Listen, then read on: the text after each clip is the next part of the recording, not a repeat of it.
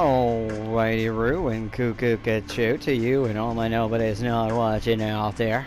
I don't know why I'm trying to do a weird impersonation between JFK and fuck, I forgot his name already. John Wayne. There's like a play. It's like there's like a middle ground there, and I hit that. I was like, you're failing at two things simultaneously, and we were supposed to. I think I was going for John Wayne, and then I've been watching too much Clone High, and just fun fact: John Wayne can actually fucking sing. He has an album, or had an album. I'm pretty sure he passed away. Pretty sure he done died it, but actually I heard a song, and I was like, he was actually in a. I don't know if it was like a full-ass musical movie, but you hear him sing, and it's like, dude, this guy's got some pipes. But I think he chose not to focus too much on it because it kind of toned down the whole badass masculinity thing. I think it was John Wayne. Fuck. I'm gonna forget this later, but anyway. Mi abuela. Not abuelita, just it's just a normal sized grandmother, just as you have.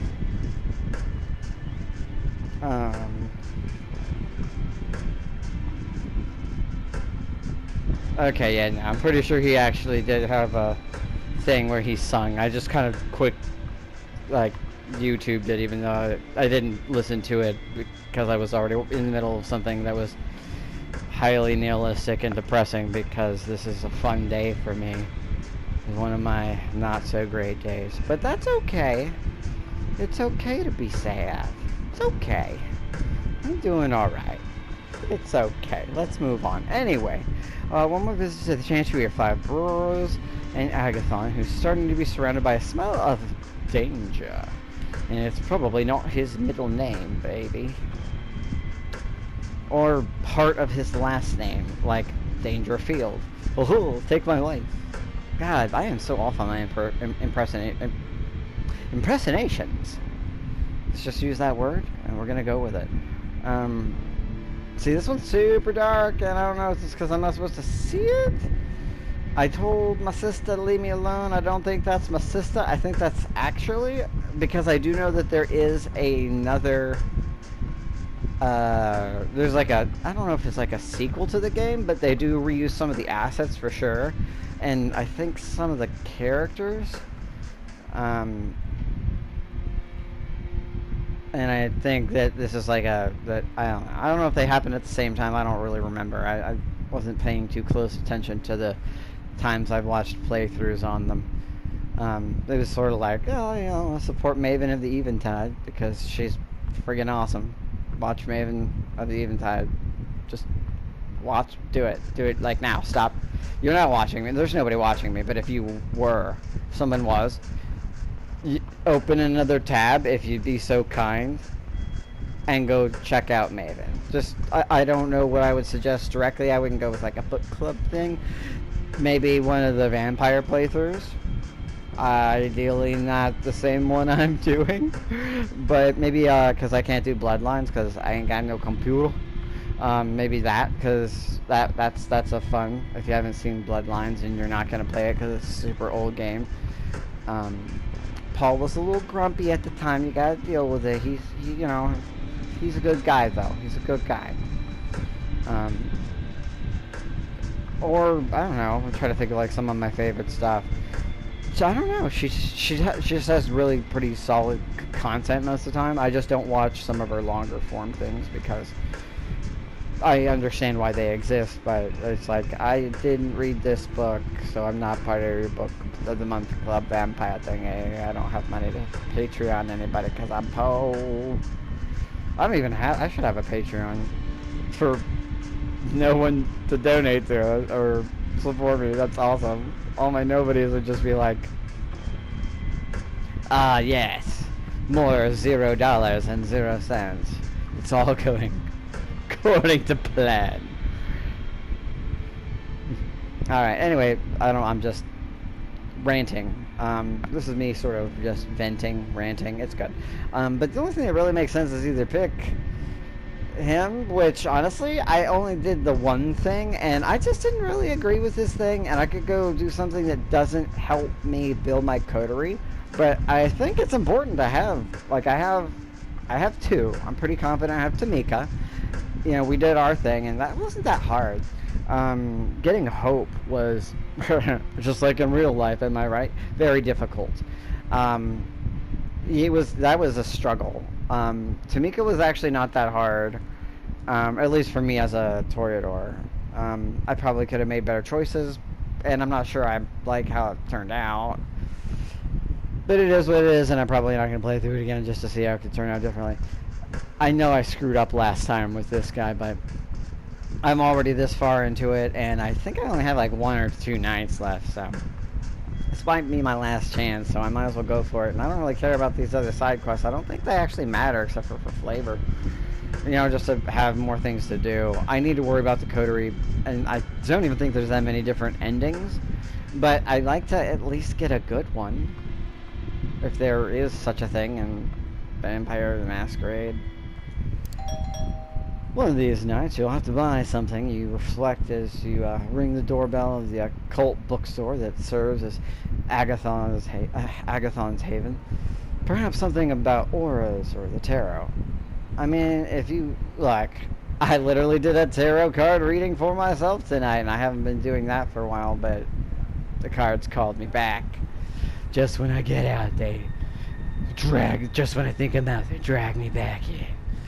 And you wouldn't believe it if I told you, and no one's listening anyway, so I'm going to tell you. I fucked up my shuffling and was so trying to attune myself to it that I actually, my eyes are closed, and I didn't remove the 2 cards that are they're like part of the thing. Like, they're not, there's like, it's like the title page and like an explanation of what the deck is, like who the artist is and stuff like that. You don't shuffle those, dumbass. And I didn't do that. And then, just to make it worse, I did my shuffling method. It was very random, and I did it where it was all the cards are facing upwards. So I was like, whoopsie. And so I kind of did 2. I took from intuition to make the first reading, which did include those 2 cards, which actually does make statistical sense just because they would be at the top and they sort of spun out, but their position actually had its own sort of meaning, even though it was sort of vague. But it was like the reading still made sense, and I kind of had a feeling that those cards would be there. And so then I did another with the same, after I flipped the cards face side down, I did another reading, and people wouldn't believe it, but the 2 readings, I mean, apart from I have 2 sort of weird blank cards that you have to really struggle to interpret, actually had almost the same sort of outcome, circumstance, despite the fact that, they're all different cards, obviously, because they were all from the same deck at the same time and not 2 different things. People don't believe in the tarot, and that's fine, I get it, but it's like, you can literally do readings on the same thing over and over, and I don't encourage it, but you can get like the same cards no matter how randomly you shuffle them. Like, I don't encourage that. You will piss off your deck. It basically says, did I stutter? I'm pretty sure I said this in another thing before, but don't do that. Accept your answer. If you feel like it's unclear and you don't understand, sage yourself, try to fucking clear your mind, make whoever if you're doing it for somebody else, clear them, have them clear themselves, so that there's no interference. Or maybe do a different, look into it to make a more detailed reading. But you'll often get the same friggin' cards, sometimes in the same exact positions, or it's uncanny. Anyway, moving on. I don't think, not Tory, I don't know. I don't really feel like he's a tarot guy. I feel like he would get something ironically. or something that struck his fancy as like, what an interesting little knick-knack. Like, I have this little thing I bought from my local. Well, I'm just having a chat, like we're just having tea because I don't want to deal with the truth here. I have this thing that I got from my little local Wiccan spiritual rock, mineral stone hippie vibes store. And it's like, I don't even know what it does, but I'm like, I must have it. Like, I didn't even have money. I was like, it does. I don't know what it does. I remember reading it. It's like these weird little pieces of driftwood that have just a little bit of pieces empty inside them, and it sort of looks like a like that super old school game of jacks. Like you throw them down, and I think the idea was that you bounce a ball and you pick up as many as you can before the ball, and you have to catch the ball or something. I don't remember, but it sort of looks like a wooden large thing, but the wood pieces are sort of in there, and I love it. I don't know what it does. I don't remember, but I had to have it, and it's mine, and I still like it. It makes me happy. It may serve some actual spiritual function, and I think it does, but it's like, man, I just kind of do what I'm drawn to, brah. So I'd probably pick something like that or something that was like a gift, like an ironic gift for someone else, or something that I actually think would make them happy or would be useful to them. I don't know. It really depends on our relationship. Trying to think. Give hope, something that sort of like dampens the negative aspects of all the fucking radiation cell phones and shit cause or whatever. The same sleep-deprived blonde woman. Oh, like me, only I'm not a blonde woman. On your first visit, wait, fuck. Yeah, nah, I started, yeah. I'm super sleep-deprived. Haha! Woo! Haha, woo! You saw on your first visit, opens the door for you. Each kindred has their own servants, and Agathon seems to go for the tired Wiccan mom type. I'm sort of sad, but this does, I wouldn't say tired. Maybe a little, sometimes. I mean, anybody can be tired, but yeah, in places like this, there is often a think like a pretty blonde woman that has a lot of energy and is very poppy and youthful and positive, but there's like a tiredness in them that I mean, at least if you're sensitive to that sort of thing, that there's definitely at least a woman that works as my local one that's like that, and she's still very pretty and very sweet and great at her job and super awesome, but I sense the tiredness. But it's probably because she's one of like 3 people that actually runs that place, and maybe like she basically works every day from 9 to 5 at this thing, just has to do a lot of work. She's pretty much there every time I've been there. She's been there. I know her husband also works there, and then sometimes they have some other people. Anyway, yeah, but yeah, tired working mom. Think like sexy soccer mom, but doesn't do Pilates, instead does yoga, and there's like a difference there. But also not chasing around children for like soccer mom, but like she does, even though she doesn't, or maybe she does. I don't know. They did a good job hammering that point home enough that I feel a little attacked. Oh, it's you. Come in. What? I don't get to see her, just her outline. She could look like anybody. The woman disappears into the back room even as you close the door behind you.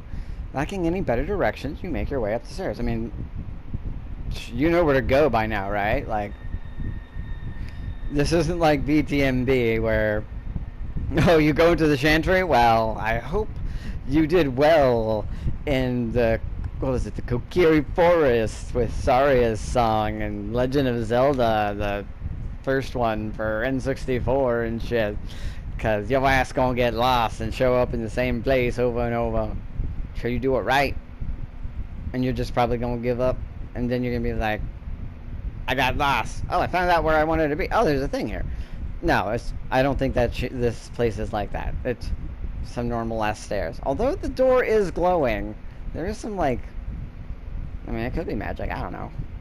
I remember the first time that happened to me, I was like, motherfuckers are bending reality or breaking my mind. And it's like, my mind's already broken. I'm a Malkavian motherfucker. You can't break what's already broken. I mean, you can, but like, not like that. That's a weird thing for me to see right now. Okay, yeah, I've been awake way too long. I'm seeing what looks like a buzzard or a bird in the, like that plaster inside my wall. It's like a bird face with the lighting and everything. It's sort of like predatory, but it also has sort of like a heart shape to it. Almost like protective wings, but the face is both small, threatening, and non-threatening. Alright, moving back to the game. This isn't, never mind. Let's just read the words. You make your way up the stairs. At first, you thought the chanting was a part of the ritual soundtrack that plays in the shop, even at night. As you reach the second floor, you realize that it's Agathon's voice. You don't recognize this guy's voice? I mean, you have hung out with him, you've heard him chant in what sounded like Latin but wasn't. You come up just in time to see him standing in the middle of his ritual. Paraphernalia with his wrist cut open over a wrought iron stand holding a blood red stone. Alright, I mean,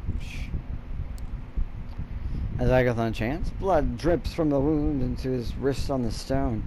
It's as though it looks as if it's absorbed into it. You can't get blood from a stone, but you can put blood into a stone. This is not supposed to be a joke. It's just supposed to be distressing. And I think it'd be cool to be like, that's like a sponge. That's cool. I'm like, I don't, like, I assume this is some sort of spiritual battery or something. That's what that would make sense to me. It's like, cool mineral or rock or crystal or stone or whatever, dude. I assume it's some sort of battery. I'm gonna try to be big brain. And he's like, what? No, it does this thing instead. It's not a battery, you idiot. It's not a fucking Energizer bunny. I'm not gonna plug it in. It's like, secretly it's actually like a, can I say that word? I'm just gonna say sex toy. I was like, can I say that word? Like, I don't know if I can say that. I say all sorts of curse words and all sorts of other things I probably shouldn't say, but I don't know. There might be, I should really look into that. Oh well, anyway. Sex toy or not, we're moving on. It's probably not a good idea to interrupt blood rituals, so you wait in silence as Agathon finishes. A few minutes later, he opens his eyes and smiles ruefully. Yeah, no, definitely just be like, I see you're busy. I'm going to not touch anything and go sit over here. I'm not going to try to look at your books or read any of them. I'll look at the outside that's facing this way and the titles. And what looks to be a flying squirrel on the wall and that sort of thing, because for all I know, touching one of these books could kill me, or it could Scooby-Doo me, and it could do a switcheroo thing, and, you know, ain't nobody need to deal with race today. I've done so many of these rituals. I hope it's not too off-putting for you. It's like, I mean, that's your deal. That's how you guys roll. Like, I mean, I don't personally want to be a Tremere, and I didn't get the option. If I did get the option, and I definitely would have chose it over Ventru. I might have fucking chose it, like, compared to the other options, just because it's like, but I don't know how that would work, because Again. They can make people fucking explode because of blood and shit. Tremere are fucking scary. Agathon smears a bit of his own blood over the wound, and you see it close. It looks like he does this so often he barely pays attention to it anymore. He's just like, oh, don't mind me. Excuse me, sorry. This could be seen as rude. I'm cool. It's icky. Ewy gooey. Aren't vampires supposed to be into blood? I'm cool. Like, I'm just gonna be like, aren't vampires? Like, I may not enjoy hunting because it hasn't been a fun experience. Because I can't do it every time. Like, I know, I'm like, this is a trap. And then sometimes I don't get to do it when I want to, and they control me through it, and I don't like that. It is often it's a mistake, and then I get punished sometimes for doing it, and sometimes I get punished for not doing it, and that sucks. So it's not fun. But I don't have a problem with blood. Yeah, so yeah.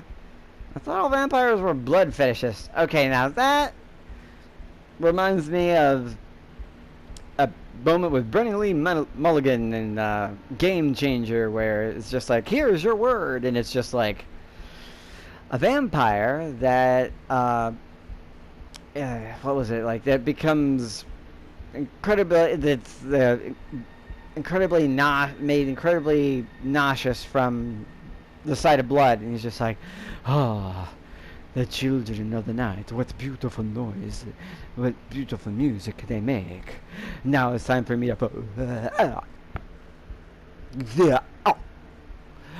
I think I'm going to sit down. He did it better because he's Brennan Lee fucking Mulligan, but yeah, Brennan Lee fucking Mulligan. Unavoidably, we don't all advertise though. He's like, I know, that's totally a thing, but so why did you even say that if you're like, you're a blood fetishist, I'm a blood fetishist, you're a dude, I'm a dude, he's a dude, she's a dude, we're all dudes, yeah. Thanks, Ed. I'm sorry, YouTube has been weird lately, and that just makes me more weird. But Ed deserves a gold star. Must protect.